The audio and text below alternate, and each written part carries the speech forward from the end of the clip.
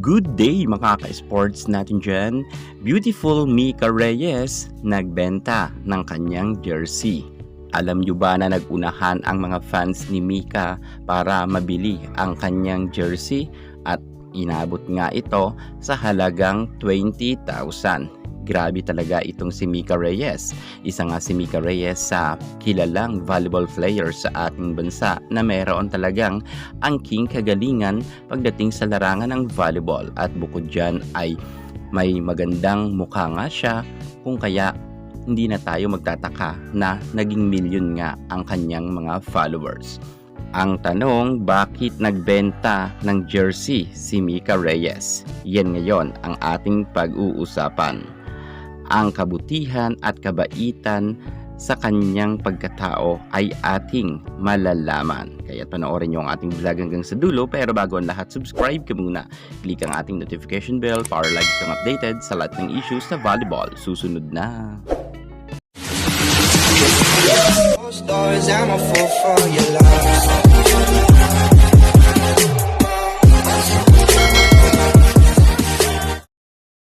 Middle blocker Mika Reyes. Kung pag-uusapan sa larangan ng volleyball, wala na tayo diyang question. Marami nang napatunayan si Mika Reyes. Sa kanyang collegiate career ay namayagpag ang kanyang team na De La Salle, kung saan ay madalas nga silang mag-champion. At kung matalo naman sila, ay bumabagsak nga lang sila sa silver medal. Pero mas kalimitan nga na gintong medalya ang kanilang nauuwing parangal.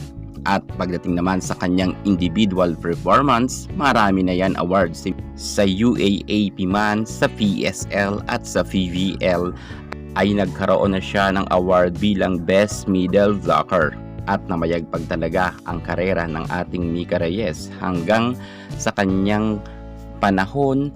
At ngayon ay talagang masasabi natin na hindi pa rin siya laos. Meron pa rin siyang ibubuga at sikat na sikat pa rin si Mika Reyes. At dahil nga sikat si Mika Reyes, isa siya sa mga volleyball player natin na meron million followers na talagang marami siyang tagahanga na sumusuporta sa kanya.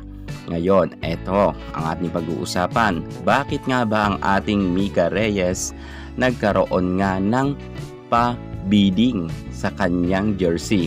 Well, dahil nga ito sa kanyang kako-teammates noon sa F2 Logistics na si Cindy Imbo, kung saan ay dumaraan nga ang kanyang dating ka-teammates ngayon sa matinding pagsubok matapos nga na magkaroon ito ng cancer.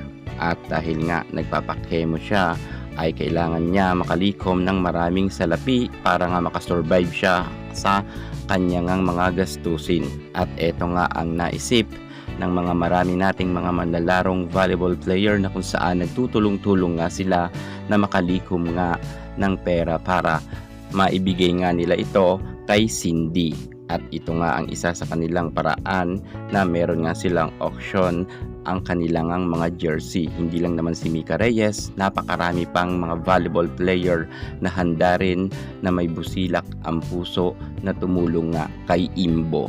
Pero si Mika Reyes sa kasalukuyan ay isa nga sa mga nag-auction nga ng kanyang jersey, kung saan naibenta nga ito sa halagang 20,000.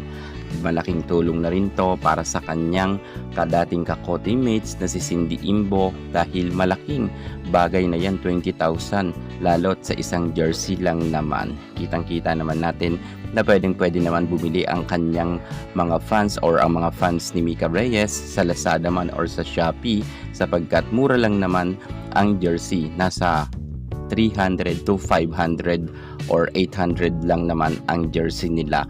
Pero sa kabilang banda, mas ginusto rin ng mga fans ni Mika Reyes na bumili nga sila at dinaan ito para sa bidding, kung saan nga pataasan talaga sila ng offer din makuha lamang ang jersey ng ating beautiful Mika Reyes. At nagwagi nga dito ang isang tagahanga nga ni Mika Reyes na kung saan ay talagang pinresyohan niya ang jersey ni Mika Reyes ng 20,000.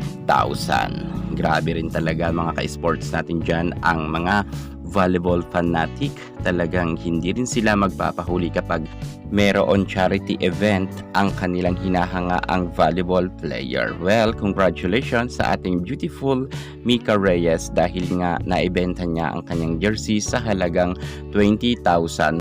At para sa mga volleyball fanatic dyan, ating ipanalangin si Cindy Imbo na malampasan niya ang kanyang pagsubok na kanyang pinagdadaanan sa ngayon. Ngayong 2025, yan ang ating wish na mahil na or gumaling na nga ang ating Cindy Imbo.